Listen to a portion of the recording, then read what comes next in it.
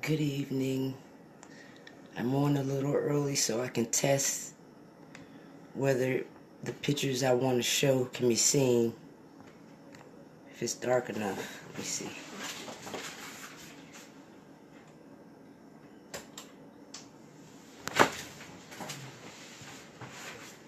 I think that's good. Okay. I want to wait till the audience builds up. We have 2 on here. I can't see you yet. I know it's a little dark, but I'll turn the light back on after I finish trying to show you pictures on the PowerPoint presentation.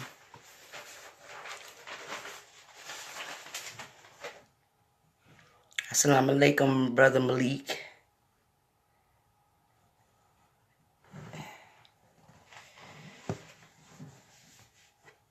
The picture's blurry. Thank you. Let's see. Is it because it's dark? Is that better? Assalamu alaikum. Thank you, Queen. Assalamu alaikum. Well, I want to go ahead and get started. I was basically teaching on parents in the public school system, but I think the root of a lot of our problems are our miseducation of our history and knowledge and what role we played in it. And I do believe that if we understand our history, that they make that statement, you know your history so that history won't repeat itself. And most of the time we think of it as a future context. Black Power, Brother Corey. We think about that in the future, but in reality, every time we don't understand our history and how it affects us, we're letting it reoccur in the present sense. As long as we don't understand our history, white supremacy, black on black crime, family dysfunction, all those things will continue to exist if we don't understand how slavery or our history in America is affecting us today. I believe that a lot of the issues, the problems we went through, the things we seen, is traumatized our mind, beyond memory, is in our DNA. So to say that is to say, if we can understand our history and our place in it, we can understand better how we need to go in the future. I want to lay down some what I would consider missing facts that are never taught in our public school systems. And with those facts is understanding our history instead of trying to remember dates in which they want you to remember specific things that Caucasian people might have done and that date, and it has no significance to you or your child. And with that, we do bad in history, when the history of our lives should be important to us and really is interesting once you realize all the dynamics that happened at one time. I'm going to try to jump up to the Civil War, but before the Civil War, we were going through a point of superiority.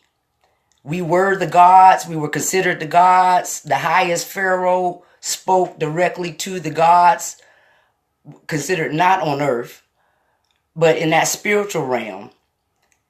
And through that knowledge, we were able to build and design and create things that no one else could ever know or understand to create.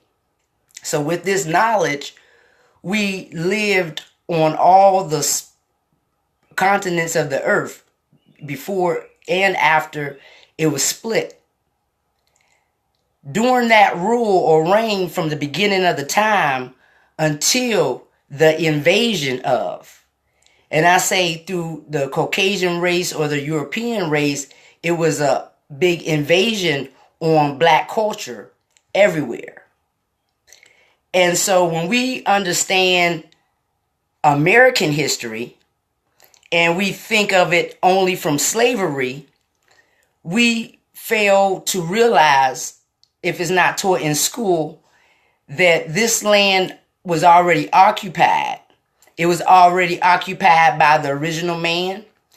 It was already occupied by their cousins, which would have been considered Mexicans, and the Spanish. I'm not talking about the colored Spanish or the dark-skinned Spanish. I'm talking about the Caucasian Spanish.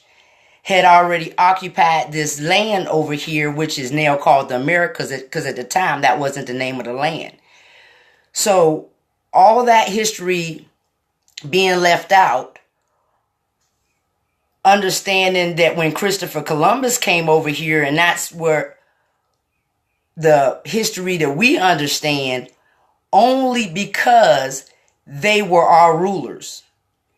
Only because they came and conquered America and everyone that existed before them. That's the only reason our history seems to start and stop there. So with that being said, I want to fill in the gaps with the beginning of our history in America all the way to where we are today. So first of all, I want to explain something when it comes to the Civil War. But we had the American Revolution. It was supposed to have been in 1776, which was fought by black men or black Africans on both sides. So when we fought, before we had black soldiers on the American land, I'm going to say American land because it wasn't considered America then, but to give you a point of reference, when they were fighting on the American side, they didn't think of their slaves to be smart enough to fight. Their slaves didn't have a place in the army. If they did bring one, they came there to help assist the soldier. They came to wash his clothes. They came to make sure he was okay and care for him exactly like they did at home. So that would have been the only reason a black person would have been at war, and they wouldn't have had a gun. So when they got to that line and the British were coming, they saw that they had black troops. Because in Europe, by now, they had indentured servitude. Whereas you might work for a white family, but you can work yourself free or work and be on your own, but you were still considered the lower class. But it would have been still considered higher than what they treated us in America as slaves. So while blacks were fighting the British, even with Paul Revere wasn't riding by himself. In the school system, they would teach you about Paul Revere, said the British are coming, the British are coming. But he was riding with a black man. We'll go into more detail about that and that history because that's not where I was going with that. But it's just a known fact that they don't teach you that, and it's a truth, So when they saw the British with their black men and they retreated at that point, they went back to get some black military for themselves. So all of a sudden they was willing to give their slaves guns just to beat the British. And of course they did, because that's why we have now the United States. And they united against the British, their own people, and united to be Americans away from them. And the only town that Britain still owned would be Jamestown, Virginia. Jamestown, and even in colonial Virginia, they say it's the Commonwealth. It's the Commonwealth because after they so-called freed the slaves, because we were never freed, but they so-called freed the slaves, in Virginia, any president or authority, governor or whatever, was able to keep their slaves. So the Emancipation Proclamation it didn't cover Virginia and any other Commonwealth state. So then after that war, we fought in with them. I'll come later with a PowerPoint presentation to give you an example of the facts and the pictures of some of the events. Later on, we had to fight, and after going through, I want to give you a dynamic or a scenario because everybody wasn't slaves back in the 1800s. We had free blacks, and free blacks would have been just blacks that had come over here on their own. Mostly they were considered Moors. Back in those days, a Caucasian person would call anybody a Moor as long as you was black, whether it was Christian. That was just, and you looked Indian descent, you looked more African, you was Somalian, whatever tribe you came from, you was considered a Moor. It just meant black. And so the people that were over here before would have been considered Moors. And a lot of them were here and stayed here. A lot of them, because they were a wealthy African nation and had ships and had the wisdom of the seas, they were traveling back and forth. So you had those people over here. Then you had the freed blacks. Freed blacks were once slave, then emancipated. And they can be emancipated according to how long they were hired, whether they made enough money to buy themselves free, whether their owner passed away and they said after them, then they'll be free. So whatever reason, they will be freed after they will be enslaved. Okay, then you had your free man, and then you had your slave at the time. And your slave could have been anything from a house slave to a field slave. The field slaves covered cotton, tobacco, cutting trees, lumber. I mean, any physical work. That's what a black person did. And so you had your plantation owners that had your tobacco plantation, your cotton plantation, and you had your breeding plantation. And your breeding plantation was where they would just breed us. It wasn't for, you couldn't love anybody. They breeded us like horses. And they used those bred blacks because when they continued to bring Africans in, they were too strong. They were able to communicate in their own languages, so they was able to communicate around the Caucasian man because the European didn't know Swahili. He didn't know different African tongue. And most Africans knew 3, 4, 5 of them, and still do. So they were able to communicate with each other and free each other. So that's when the war against the British, because they were able to control the money that was coming to America. When they wanted to... There we go. I apologize. So when they wanted to try to cut off from the British, they wasn't having that. So what they end up doing is, really in the Portuguese, they had signed up to be a part of this race or this business deal between the French, the Spanish, and Europe. When they wanted to break away from it, they broke away from it by breeding their own Africans. The Africans that they bred were better because they didn't have to fight them into submission. They were only taught into submission. So whenever the master would rape the mom, and if the father would try to fight him, he would shoot him, let the child see all the devastation to their parents to make them submit to want to live.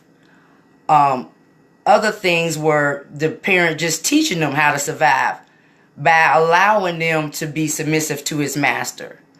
So it was easier if they bred their own African slaves than to import them from Africa. And it was wasting too much money by them killing themselves and jumping on board or getting sick and dying. So that became more profitable for the southern and northern, mid-north, because Virginia would be considered a southern state. But from Virginia on, they had plantations that only bred black people. A lot of the ones in the South bred babies for food and to catch alligators for alligator skin. So they would breed and had a new need for babies. And by the time the baby got big enough to become alligator food, they would feed it to them.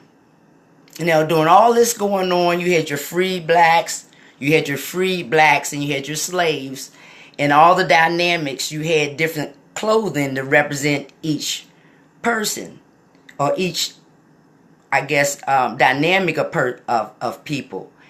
And whenever a slave tried to run free, then they would have to change clothes to appear like a free black. Now, I'm going to say that to say this. During the American Civil War is where I wanted to bring you to. I'm going to see if these pictures will show.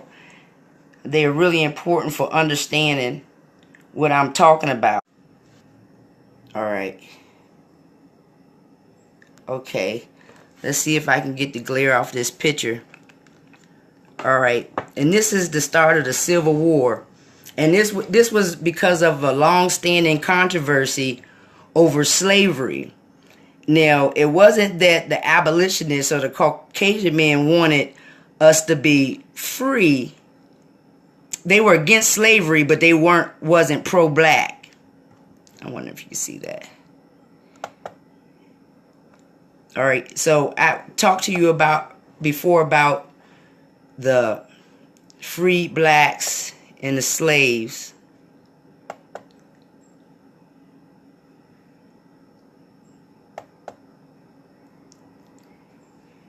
And this would be an example.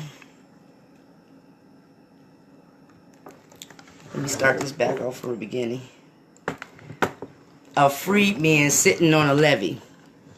I can't see it because of the words. I hope this is not glary.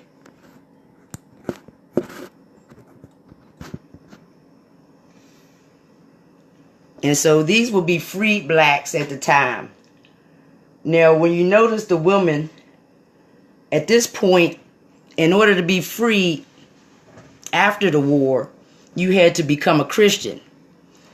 But before, most slaves were considered Israelites or Muslims. And they dressed accordingly.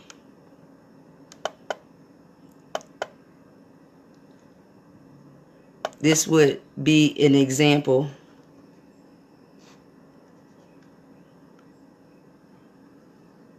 I hope you can see this clear.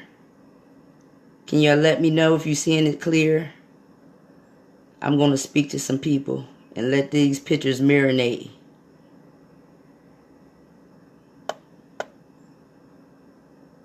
Peace, Randy. Kenyatta. We had tobacco pickers. These were slaves. The first one, I see what it was. It was a breeding camp. Then we had the tobacco slaves. And then we had the cotton picking slaves. And these. And this, I'm going to let this one marinate. Okay. I think my computer and the network's clashing. These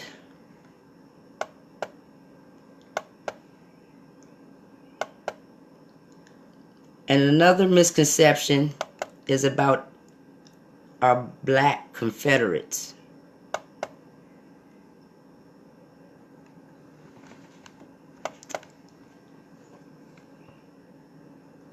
This would be the first Confederate flag. A lot of times we fighting to get the one that looks like a cross down, but this was the dangerous flag. This was the first one. The second one was made up afterwards. But with that, we had blacks in the South that had, like I said before, bought themselves free. So with that freedom, they might have owned slaves. They might have bought family free. And I say own slaves, I don't say in the sense that white people own slaves and beat them. But when you can free your brother and have him with you, and you know it still takes work to get things done, then instead of him being a slave for the white man, he was able to be a slave for the black family. So back in those days, before, when the Union was coming, what they expected was to just fight for their freedom and fight for their land. They didn't think they were teaming up on the South to continue slavery. And the abolitionists, the Caucasians from the North, were not freeing us. They just wanted us to be able to come and work in the industrial North, because of the cotton that was being picked in the South was being sent up north to manufacturers, and they were making slave clothes. So back in the days, so back in the days, the slaves would make their own clothes, but with the industrial machines being invented, and of course machines were invented because of black people doing the work. Caucasians didn't work, so they didn't know what would have made their job easier. So all inventions, light bulb, everything, was invented by a black person, because we were the ones doing the work. We put ourselves out of business, basically. Slavery was about to be over before the Union came, or the North came, to fight the South to free the rest of the slaves, which, like I said, was still being bred to pick cotton and tobacco. And that was the only way that America was able to beat in the race between the French, the Spanish, and even Britain, their own mother country. So anyways, we had our free blacks. And so the free blacks, if you can see, his uniform was a bought uniform. He had enough money to pay to get that made. And that's going to mean something in a minute when I show you. This is another rebel fighter. And this rebel fighter, he had stripes. So he was fighting for the South, a Confederate, and he had to be a general. He was a high-ranking officer fighting for the Confederacy. These people were landowners, even here in Petersburg and Pocahontas Island. All those free blacks were Confederate. They were Confederates, and they fought for the Confederacy. It wasn't until Ulysses S. Grant came, invaded, that's what they called the Siege of Petersburg, and sieged and cut off and changed things. The abolitionists hired Harriet Tubman to free. They hired Harriet Tubman to help free more slaves in order to fight for the North.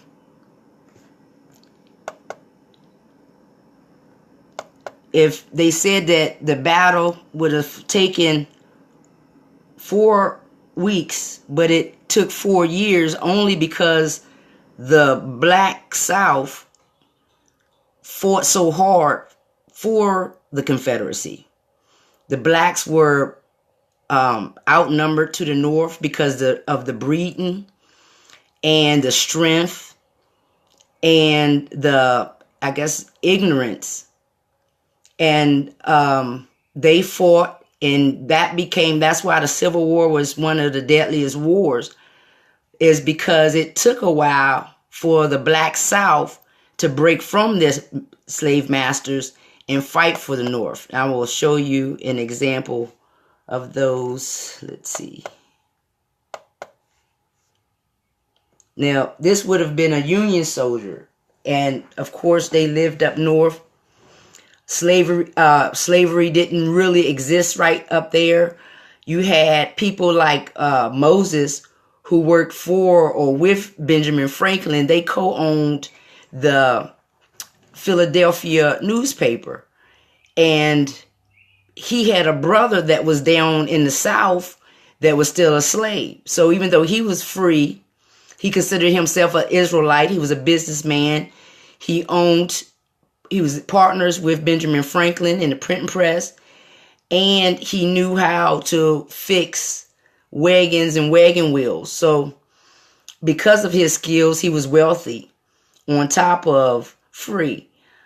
And then when a lot of them, in their mind wanted to fight for their own freedom or fighting for the U.S., because that's what they were considered by then after they fought in the Revolutionary War in order to gain that title, the rebels, which would have been the South, was going against the U.S.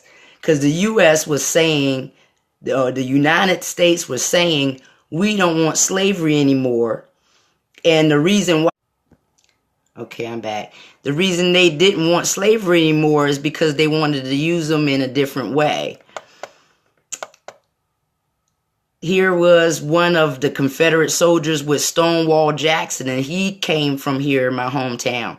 He was a free black man on Pocahontas Island. And this was another picture of him, and this is his General Stonewall Jackson. He was a part of his camp. So it was a lot of black soldiers on both sides. Most of the black soldiers that have neat uniforms would have come from the North. The North had a lot of money. These were Confederate. He probably was a free black man. He has 3 stripes. He's a general. He was high ranking in the Confederate Army. You have this man. Now, of course, he had to been South. If they wasn't high ranking, they would have on anything. They might have been fighting in slave clothes and no shoes, a tore up suit, just anything they wore. They just fought as they wore in the South. Whereas in the northern military, basically all had uniforms until the slaves ran away and ran to the North to help fight for the North. And that'll come up later. This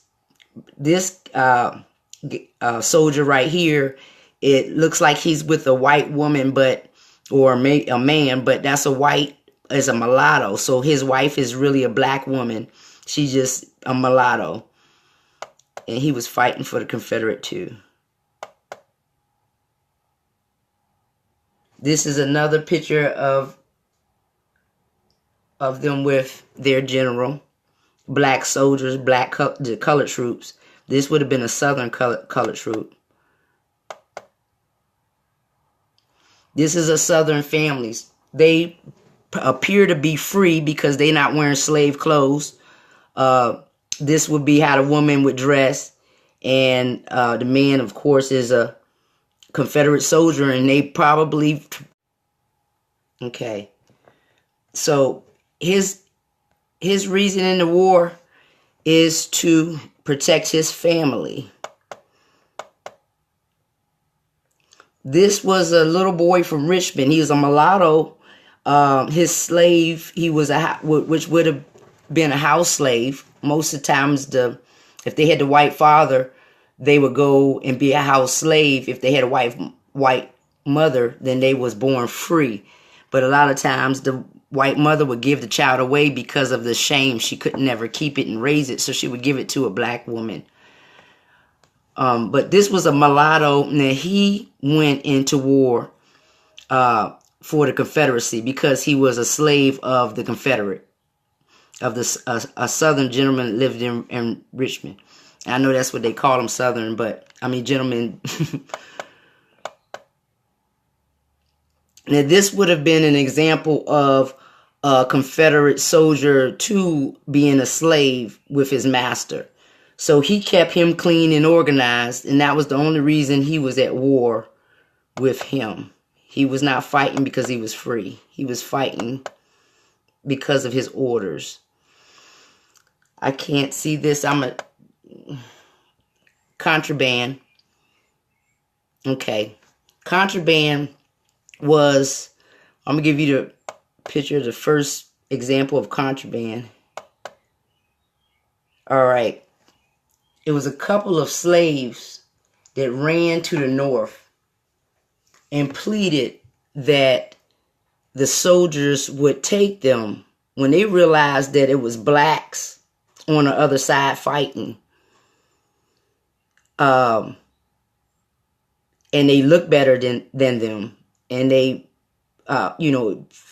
health-wise and clothes, they decided to try to run and go to the camp where the general was and ask if they would grant them freedom if they fight against the South. And at first they were turned away. And then after discussing it and realized that it was a good idea, they called them back. And then that was the first two of the start of contraband, which would have been slaves being free. Okay, we're back. All right, so yes, these were the first example of contraband. And then after that, of course, is like always, it always starts off with the men and then end up with the women. And this is an example of after the contraband. This would have been, this is slave pens. And after they realized that they can go to the north and maybe get free, a lot of them escaped and others helped the ones that were shackled and in the in the slave pens to get free. And they all went to fight for the North and their freedom. Of course, at the same time, the free blacks didn't have the same sense of urgency to leave the South like as they did.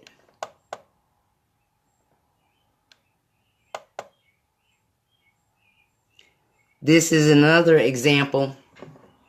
This is in Petersburg, Virginia, of contraband that came up. Now, you notice when they first got here, it was only men, and a lot of times they lived in a tent or slept just outside in the wilderness on the ground. But you'll see, even for us, I don't care what situation we are, we always know how to be resilient. We always know how to grow in it. And only thing we all need is a strong military. This is contraband. This was stolen slaves that was coming. This is another picture here in the city.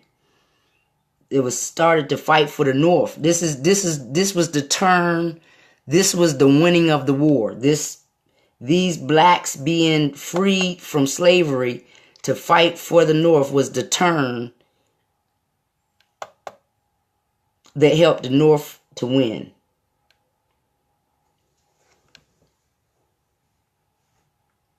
These are some more black soldiers. They had over, I have a number.